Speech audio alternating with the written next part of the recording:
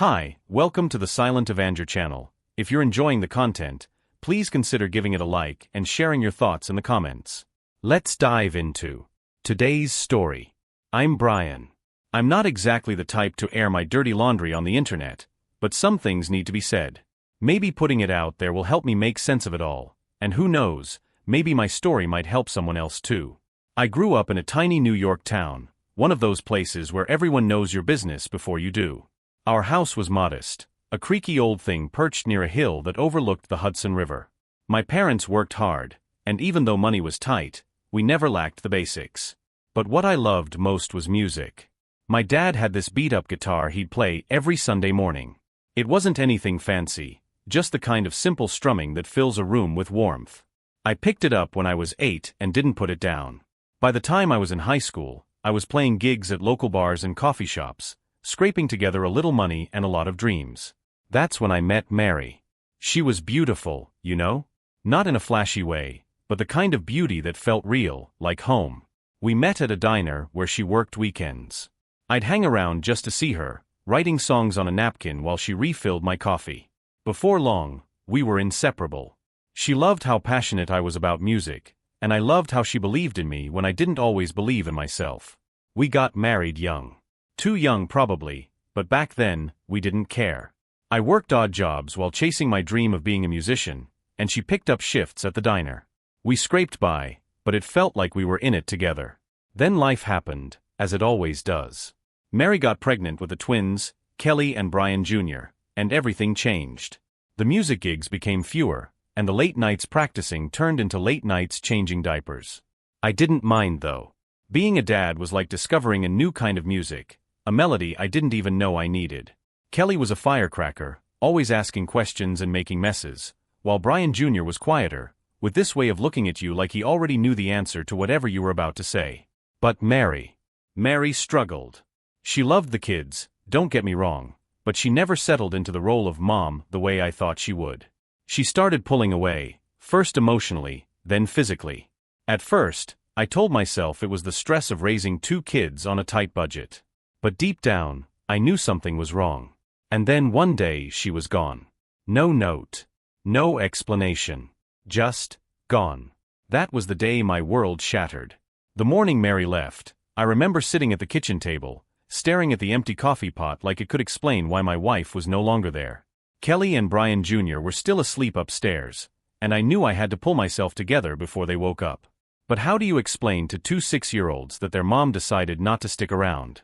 I called her phone at least 20 times, each attempt ringing out before going to voicemail.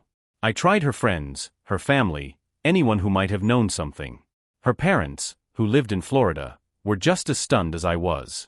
She hasn't been herself lately, her mom said, like that explained anything.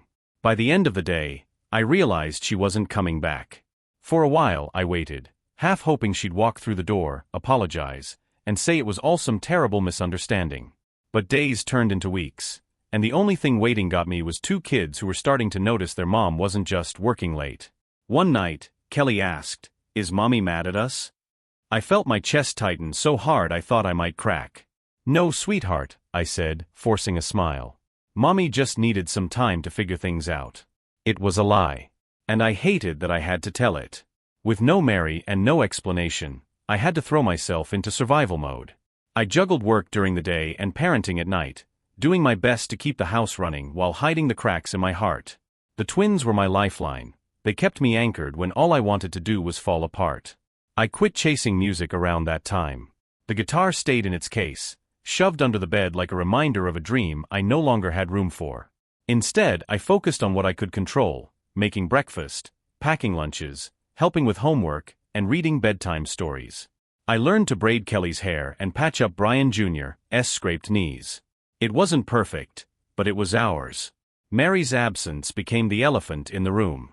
Her name was rarely mentioned, like saying it out loud would break whatever fragile piece we had cobbled together. But every once in a while, one of the kids would bring her up, usually in the quiet moments when I least expected it. "Do you think mommy misses us?" Kelly asked one night as I was tucking her in. "Of course she does," I said, smoothing the blanket over her tiny frame. "She loves you more than anything." Another lie. At least it felt like one. The truth was, I didn't know if Mary missed us. I didn't know much of anything about her life after she walked out the door. Occasionally, someone in town would mention seeing her, usually in a bar or some shady part of town, but I tried not to listen. I didn't want to know. I had enough on my plate without dragging myself down that road. Time has a way of dulling the sharp edges of pain, even if it doesn't erase it completely. After Mary left, I learned to live with the ache, the way you'd learn to live with a bad back or an old injury. It never went away, but eventually, it stopped being the first thing I thought about every morning. The twins kept me busy enough that there wasn't much time to wallow. Kelly took to dance like a fish to water, always twirling around the living room, knocking over lamps, and laughing like it was the funniest thing in the world. Brian Jr., on the other hand, became obsessed with puzzles, jigsaws, crosswords, riddles, you name it.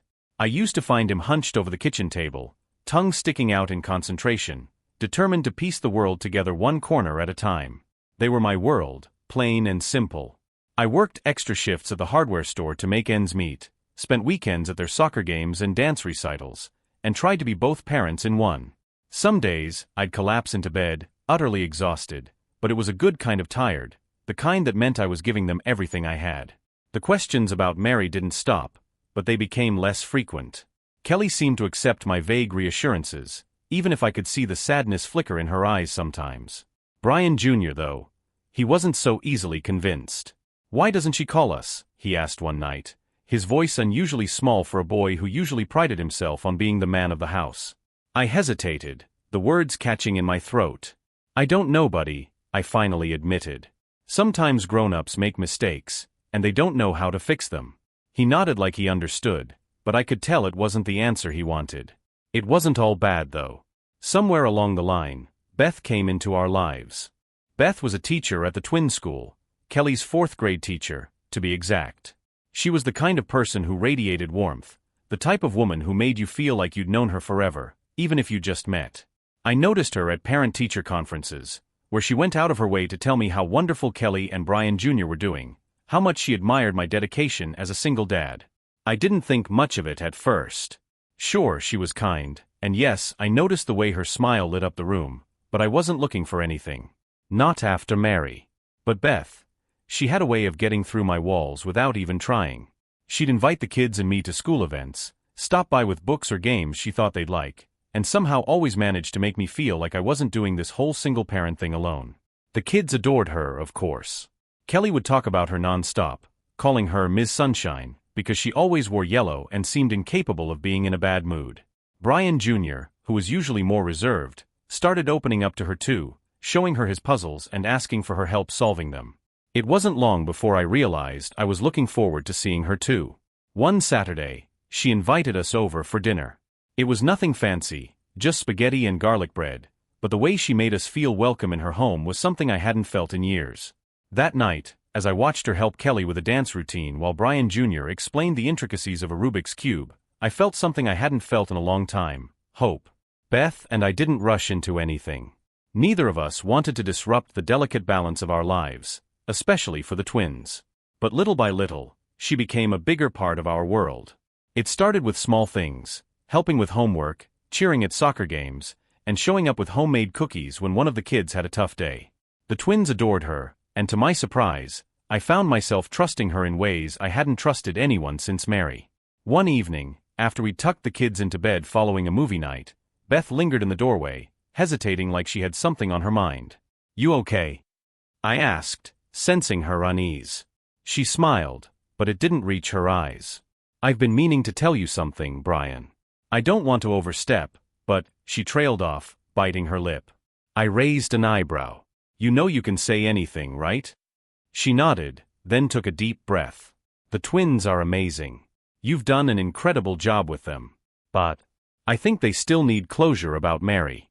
Her words hit me like a punch to the gut. Mary was a topic I'd done my best to avoid, partly for the kids' sake, but mostly for mine. "I don't even know where she is," I admitted. "And honestly, I don't think she wants to be found." Beth's expression softened. "Maybe that's true. But if there's even a small chance, it might help them heal. And you too." I didn't respond right away. The thought of digging up that chapter of my life felt like opening a wound I'd spent years trying to close. But Beth's words stuck with me. A few weeks later, I finally gave in and started looking. It wasn't easy. Mary had fallen off the grid completely. Her family didn't have any answers, and the few friends we'd shared back then hadn't heard from her in years. Then, out of nowhere, I got a call from an old acquaintance. "Brian, I wasn't sure if I should tell you this," the man said hesitantly. "But I ran into Mary a couple of months ago. She's not doing well." "What do you mean?" I asked, my throat tightening. "She's been living in some rough places, hanging out with the wrong crowd. I think she's in Albany now, but honestly, man, she didn't look good." His words left me reeling. Part of me didn't want to believe it, didn't want to think that the woman I'd once loved could have fallen so far. But another part of me knew it was probably true. I debated what to do for days. Did I really want to open that door again? Did the kids need this? Did I? In the end, it was Kelly who unknowingly made the decision for me. One night, as I tucked her into bed, she looked up at me with those big, curious eyes of hers and said, "Daddy, do you think Mommy's okay? I miss her sometimes." Her words broke me. The next morning, I called Beth and told her I was going to Albany. "Do you want me to come with you?" she asked gently. I shook my head, even though she couldn't see me over the phone. "No, this is something I have to do on my own." "But, thanks, Beth. For everything." She didn't press, just said, "I'm here if you need me." I wasn't sure what I'd expected when I set out for Albany, but the reality hit harder than I imagined. The city felt colder than I remembered, gritty and unkind, like it had seen too many broken dreams. I spent hours walking through neighborhoods I wouldn't have dared to visit in my younger days, asking questions, showing an old photo of Mary to anyone who'd give me a moment of their time. Most people just shrugged or shook their heads, but every now and then, someone would pause, squint at the picture, and mutter something vague. "She looks familiar," or "I think I saw her around Washington Avenue a while back." It was exhausting, frustrating work. By the third day, I was ready to give up. Then, as I was leaving a shelter downtown, one of the staff stopped me. "Hey," she called, jogging after me. "That woman in the picture, you said her name's Mary?" I turned, heart pounding. "Yeah. Do you know her?" She frowned, crossing her arms. "I don't know her well, but I've seen her a few times. She comes by when it gets really cold, looking for a bed for the night. Last time was maybe a month ago. Do you have any idea where she might be now?" The woman hesitated, glancing around as if she wasn't sure she should say anything. Finally, she sighed. "There's a spot under the bridge near the river. A lot of folks set up there. You might try looking." I found the bridge she mentioned just before sunset. It was the kind of place that made you think twice about stopping your car, let alone walking around. But I didn't have a choice. Beneath the overpass, clusters of tents and makeshift shelters formed a grim little community.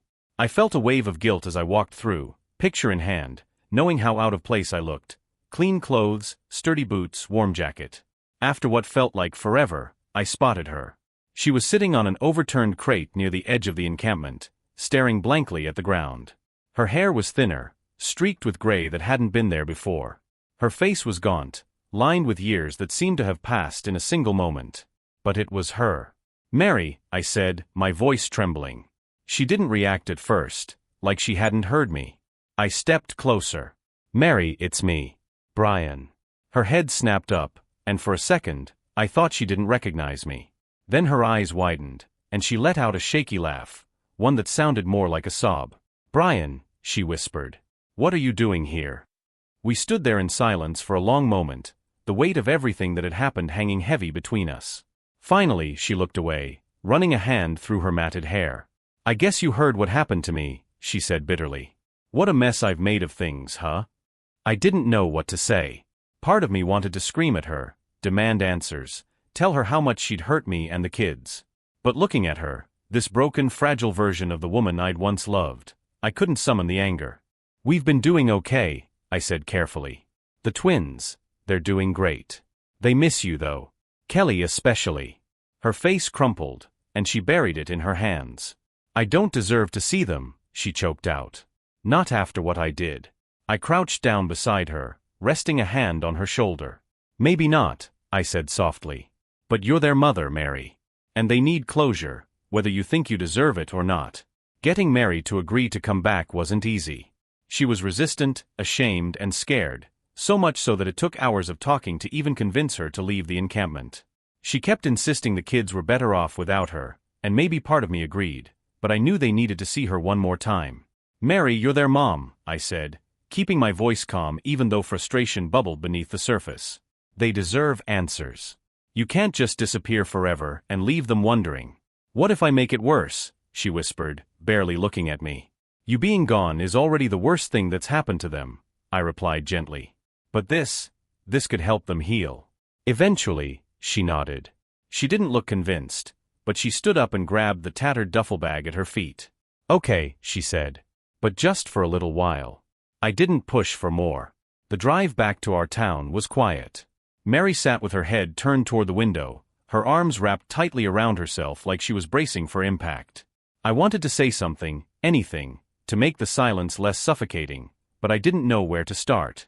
It wasn't until we pulled into the driveway that she spoke. "This place looks the same," she murmured, her voice tinged with something I couldn't quite place. I glanced at the house. It did look the same, but inside, everything had changed. "Come on," I said, stepping out of the car. The twins were in the living room when we walked in. Kelly was sprawled on the floor, coloring a picture, while Brian Jr. sat on the couch, flipping through a book. "Hey guys," I said, my voice shaky. Kelly looked up first, her eyes widening when she saw Mary standing behind me. For a moment, she didn't move, just stared like she couldn't believe what she was seeing. Then, in a blur of motion, she was on her feet, running toward her mother. "Mommy," she cried, throwing her arms around Mary's waist. Mary froze, her hands hovering awkwardly in the air before she finally hugged Kelly back. "Hi, sweetheart," she said, her voice cracking. Brian Jr. didn't move. He stayed on the couch, his expression guarded, his arms crossed tightly over his chest. "You left us," he said flatly, his voice louder than usual. Mary flinched like he'd struck her. "I know," she said, barely above a whisper. "And I'm so sorry." He didn't respond, just turned his attention back to his book. That first night was tense, to say the least. Mary stayed in the guest room, and I slept on the couch, not wanting to leave the kids alone with all the emotions swirling around. Kelly was thrilled to have her mom back, clinging to her at every opportunity, while Brian Jr. kept his distance, watching everything with a wary eye. Beth came by the next morning, bringing her usual calm energy to a situation that felt anything but. She didn't push Mary or ask any pointed questions, just offered a warm smile and helped me get the kids ready for school.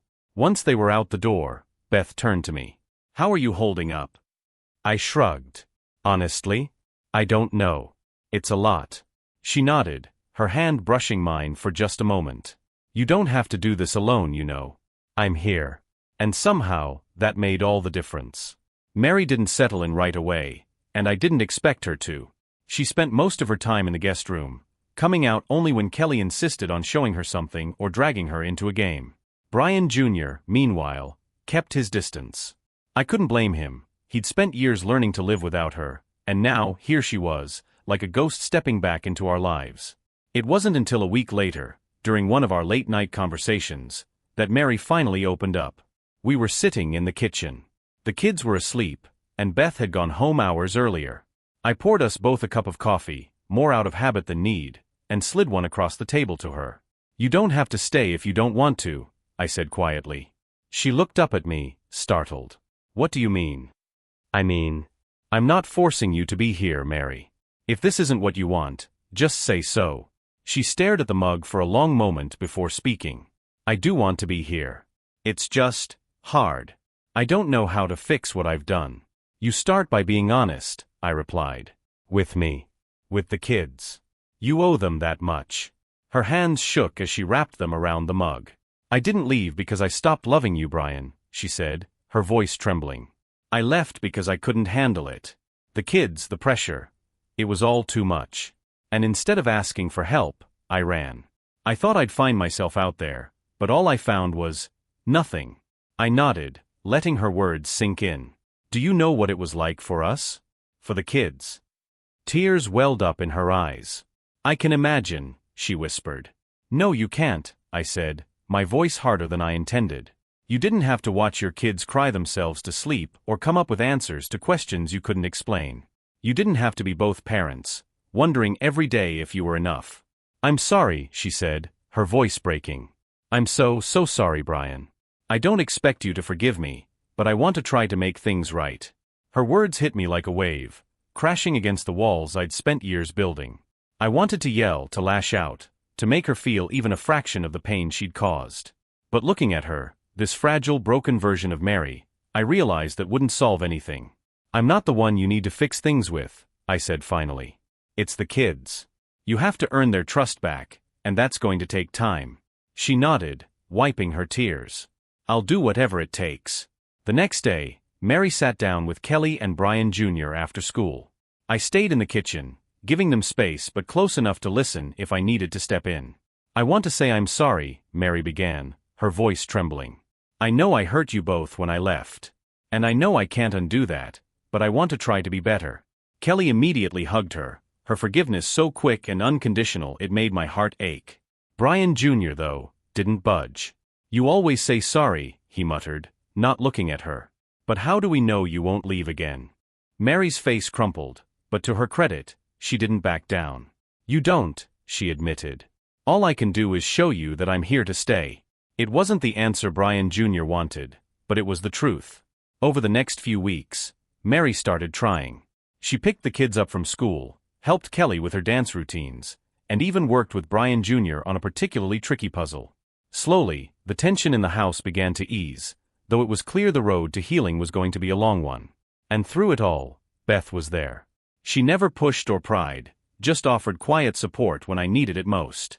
One night, after the kids were in bed and Mary had retreated to the guest room, Beth sat beside me on the couch, her hand resting lightly on mine. You're doing a good job, she said softly. I let out a bitter laugh. Doesn't feel like it. It doesn't have to, she replied, her voice steady. It just has to be enough. Looking at her, I realized how much I'd come to rely on her, not just as a friend, but as something more. And that terrified me. Mary's presence in the house was like walking on a tightrope. One wrong move, and everything could come crashing down. She was trying, I'll give her that, but years of absence can't be undone with a few heartfelt apologies. Still, it was something. Kelly was quick to embrace her. It didn't matter that Mary had left. Kelly wanted her mom back, and that was enough for her. She'd sit beside Mary on the couch, showing off her drawings or chatting about school, her voice filled with excitement. Mary would smile and nod, but sometimes, I caught a flicker of guilt in her eyes, like she knew she didn't deserve the unconditional love Kelly was giving her. Brian Jr., though, was a different story. He'd tolerate Mary being in the same room, but his answers to her questions were short, and his gaze rarely left the floor. It wasn't anger exactly, it was something colder, like he'd closed off a part of himself to keep from getting hurt again. One evening, Mary offered to help him with a puzzle he was working on at the kitchen table. He didn't say no, but the way he shifted away from her told me enough. You don't have to, he mumbled, not looking up. I want to, Mary said gently, sliding into the chair beside him. I stayed quiet, watching from the sink as Mary fumbled her way through the interaction. She was nervous, unsure, like she didn't know how to bridge the gap between them. And maybe she didn't. I know I let you down, Brian, she said after a long silence. But I want to try to make it up to you. If you'll let me. He didn't respond, just kept working on the puzzle, his fingers moving faster than before. That night, after the kids were in bed, Mary and I sat down to talk. Do you think he'll ever forgive me? She asked, her voice barely above a whisper. I took a deep breath, unsure how to answer. Brian Jr. is cautious. He's not like Kelly. He doesn't give his trust easily, and when it's broken, it takes time to earn it back. Mary nodded, her hands twisting nervously in her lap. I don't blame him. I don't know how to fix this. It's not about fixing it, I said. It's about showing him that you're here to stay. That he can count on you. She looked down at her hands, her shoulders sagging under the weight of everything she'd done. I wish I could go back and do things differently. Don't we all? I muttered. Meanwhile, Beth continued to be a steady presence in our lives. She wasn't just there for the kids, she was there for me too. Some nights, after Mary had gone to bed, Beth would come by to check on me, her voice low and soothing as we talked about the chaos of the day.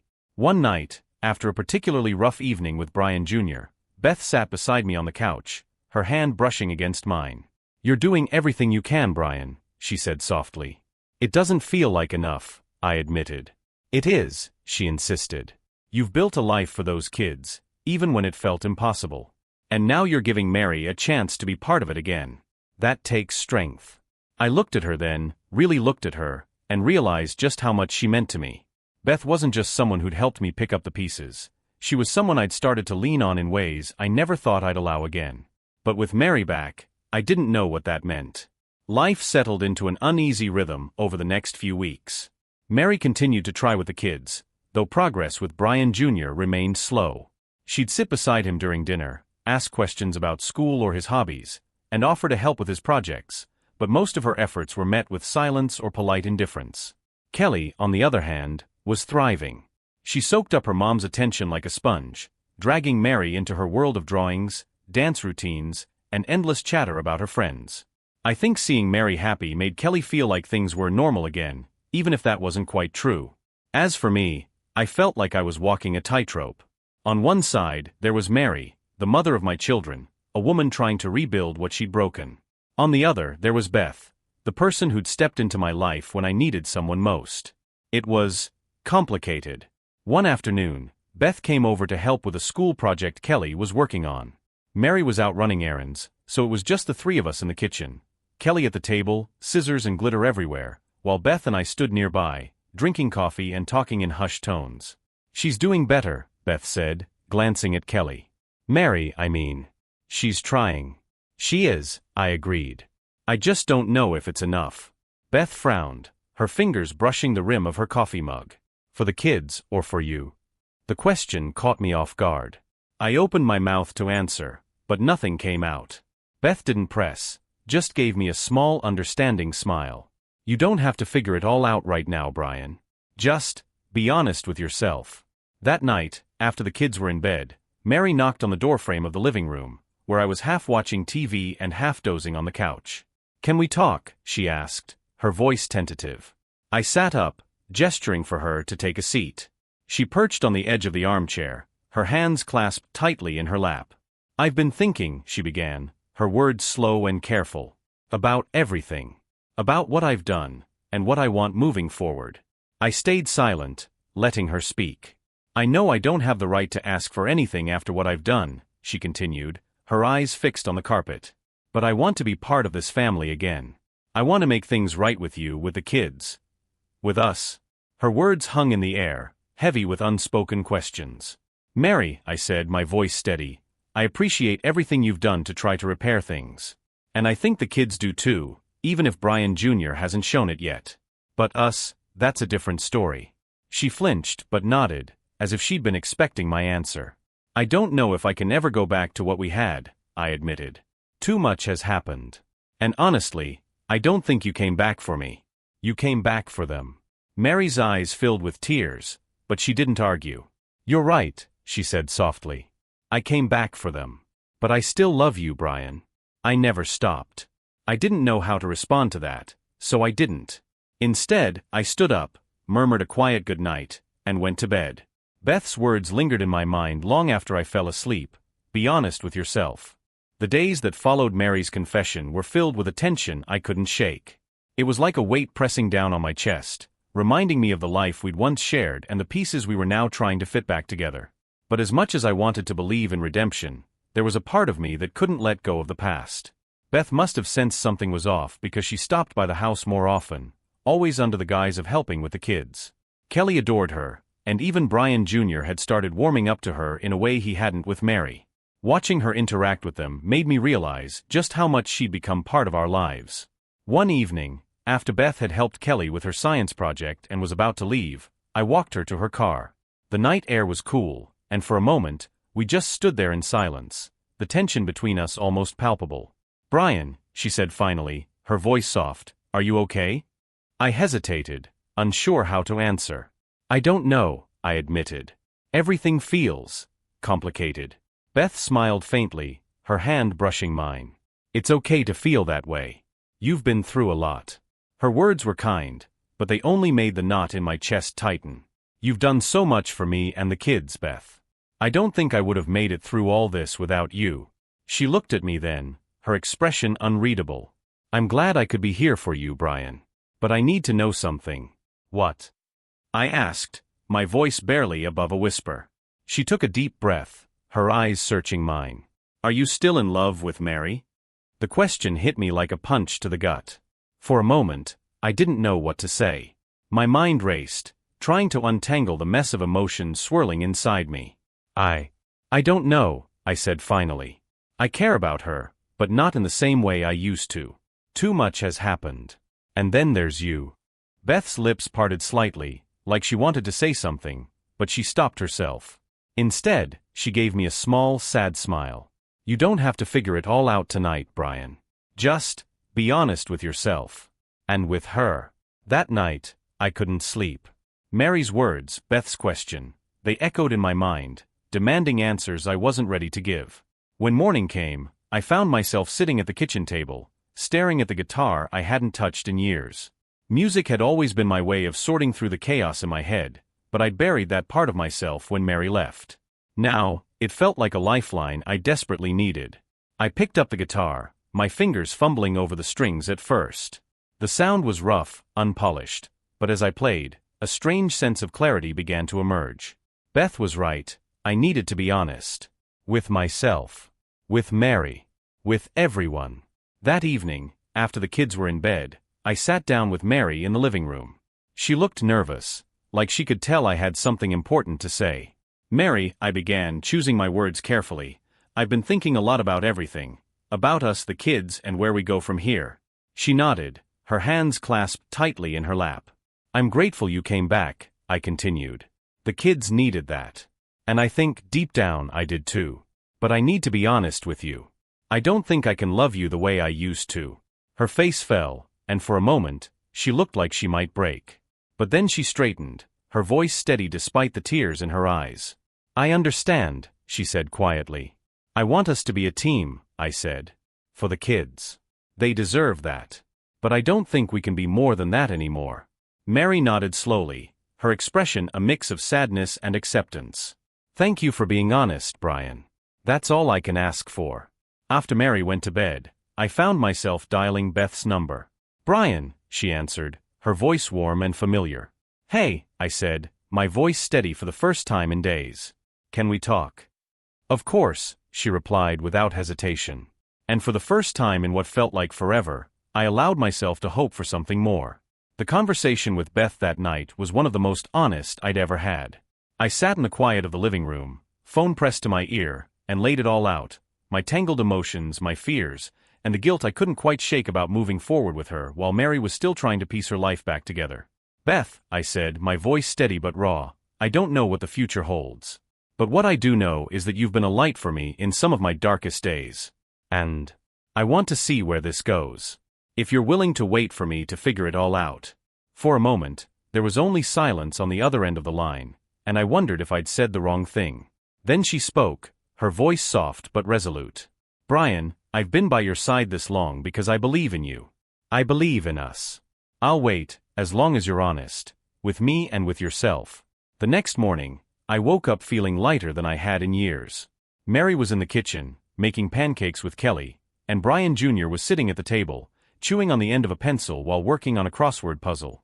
It was a rare moment of calm, and I let myself savor it. "Morning," I said, ruffling Brian Jr.'s hair as I passed. "Morning, Daddy." Kelly chirped, her face streaked with flour. Mary glanced up from the stove, a faint smile on her lips. "Coffee's fresh," she said, gesturing toward the pot. "Thanks," I replied, grabbing a mug and leaning against the counter.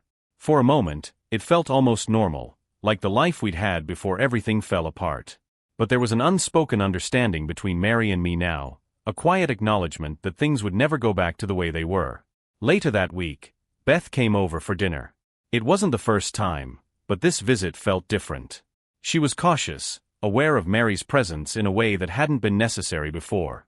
Mary, to her credit, was polite, maybe even gracious, but I could see the tension in her posture. After the kids went to bed, Beth and I stepped out onto the porch for some fresh air. The night was cool, and the sound of crickets filled the silence between us. "Do you think this is too soon?" I asked, breaking the quiet. Beth looked at me, her eyes thoughtful. "Too soon for what?" "For you to be here. For us to," I hesitated, struggling to find the right words. "Brian," she said gently, "there's no perfect time for something like this. But what matters is that we're honest, with each other and with Mary. Are you? I nodded. I think so. I told her how I feel. About her, about us. She knows where I stand. Beth smiled faintly, her hand brushing mine. Then that's a start. Inside, Mary sat in the dimly lit living room, her hands folded neatly in her lap. She looked up as we came back in, her expression unreadable. Beth, she said, her tone neutral, thank you for everything you've done for the kids. Beth hesitated, then nodded. They're amazing kids. And Brian. He's an incredible dad. Mary's lips twitched into something resembling a smile. He is, she agreed. The tension lingered, but for the first time, it felt manageable, like we were all starting to navigate this strange, new reality together. Life moved forward in small, tentative steps.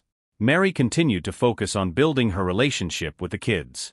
Kelly remained her usual sunny self, eager to soak up every moment with her mom, but Brian Jr. was slower to thaw. He'd engage with her more now, answer her questions, sometimes even laugh at her jokes, but there was still a distance. One evening, while Mary helped Kelly with her homework, Brian Jr. came to me with a puzzle in hand. "Can you help me with this, Dad?" he asked, glancing briefly toward Mary before looking back at me. "Of course, Bud," I said, sitting down with him. Mary's eyes flicked toward us for a moment before she turned her attention back to Kelly. It was subtle, but I could see the flicker of pain in her expression. She was trying, but she understood her place in their lives was still uncertain. Beth, meanwhile, had quietly become a cornerstone in our lives. She continued to help with the kids, joining us for dinners or school events, but she was careful not to overstep. One night, as she and I sat on the porch after dinner, she asked, "How are you feeling about everything?" I hesitated. "It's complicated. Mary's trying, and the kids are adjusting. But you're the one I see myself moving forward with." Beth's smile was small but genuine. "Then take your time. The kids come first. We'll figure this out." Mary and I talked less about the past and more about the kids, finding a shared purpose in giving them the stability they needed. It wasn't perfect, but it was enough for now. Mary's relationship with Kelly continued to grow stronger, but with Brian Jr., progress remained slow. One afternoon, I found her sitting alone in the backyard, staring at the puzzle Brian Jr. had been working on earlier. "He wouldn't let me help," she said when she noticed me. Her voice was steady, but her eyes betrayed the hurt she felt. "Give it time," I said, taking a seat beside her. "He's not shutting you out completely anymore. That's something." Mary nodded, but her expression was distant. "I just wish I'd realized how much I was throwing away before it got to this point." Beth's presence in our lives didn't go unnoticed by Mary. One evening, after Beth left, Mary approached me in the kitchen. "Do you love her?" she asked abruptly, her voice low. The question caught me off guard. I hesitated, then nodded. "I do," I said simply. Mary looked down, her fingers gripping the edge of the counter. "I can't blame you," she said after a moment. "I gave up my place in your life when I left. But it's still hard to see." "I understand," I said softly. "But Beth isn't replacing you as their mom. She's just been there for us when we needed someone." Mary nodded again, though I could see the strain in her face. "I'll stay out of the way," she said, before retreating to the guest room. That conversation lingered in my mind for days. Mary's honesty was unexpected, but it reminded me how complicated our situation was. For the kids, I focused on maintaining balance. For Mary, I offered patience. And for Beth, I held on to the hope of something deeper waiting for us in the future. Weeks turned into months, and the fragile balance we'd built began to feel more stable. Mary was slowly finding her footing, carving out a place in the kids' lives. She picked them up from school when I had late shifts, helped Kelly with her dance costumes, and even joined Brian Jr. on a few trips to the library, where they bonded, however tentatively, over their love of puzzles. Still, there were moments when the cracks showed. One evening, after a particularly rough day, Brian Jr. lashed out during dinner. "You can't just show up and pretend like nothing happened," he shouted, pushing his plate away. The room went silent. Kelly stared at her brother, wide-eyed, while Mary froze, her face pale. "I'm not pretending," Mary said softly. "I know I hurt you, Brian. And I know I don't deserve your forgiveness, but I'm trying. For you. For your sister. For all of us." Brian Jr. stood abruptly, his chair scraping against the floor. "Trying doesn't fix anything," he snapped before storming upstairs. Mary sat there, staring at the empty seat. Her hands trembled as she reached for her glass of water, and I saw tears she was trying to hide. "I'll talk to him," I said, rising from the table. "No," Mary whispered, shaking her head. "Let him be. He needs time." That night, I found Brian Jr. sitting on his bed, staring at the wall. "Hey," I said, sitting down beside him. He didn't look at me. "Why'd you let her come back?" The question caught me off guard, but I kept my voice calm. "Because she's your mom. And because I think she regrets what happened more than anything in the world." He frowned, still avoiding my gaze. "What if she leaves again?" I placed a hand on his shoulder. "I can't promise she won't, bud. But right now she's here. She's trying. And maybe we owe her a chance." He nodded reluctantly, his expression softening. "I don't know if I can forgive her." "That's okay," I said. "Forgiveness doesn't have to happen all at once. Sometimes it takes time." As the days passed, I noticed small changes in Brian Jr.'s behavior. He didn't push Mary away as much, and occasionally, I even caught them laughing together. It wasn't a full reconciliation, but it was a start. Meanwhile, Beth continued to be my rock. She gave me space when I needed it and stood by my side when things got overwhelming. One evening, after the kids were asleep, she came over, and we sat on the porch, sipping coffee in the cool night air. "I think Brian Jr.'s starting to come around," I said, a faint smile on my lips. Beth nodded. "He's a smart kid. He knows she's trying." I glanced at her, the words heavy on my mind. "You've done so much for us, Beth." "For me." She reached over, her fingers brushing mine. "Because I believe in you, Brian. And I believe in us." For the first time in a long while, I felt something close to peace. Mary's efforts to reconnect with the kids slowly bore fruit. Kelly continued to be her constant shadow, while Brian Jr., though cautious, began opening up in small ways, letting her help with homework or joining her for a quiet conversation at the table. It wasn't perfect, but it was progress. Her health, however, told a different story. Mary's past had left her with more than just emotional scars. The strain on her body became evident, and after a few doctor visits, the reality hit hard. She had months, maybe less. Mary told me late one night, her voice calm but trembling under the weight of the words. "I don't want the kids to know," she said. "Not yet. They're just starting to trust me again. I don't want to take that from them." I nodded, though the thought of holding that secret felt like carrying a mountain. "Whatever you need, Mary," I said quietly. "We'll figure it out."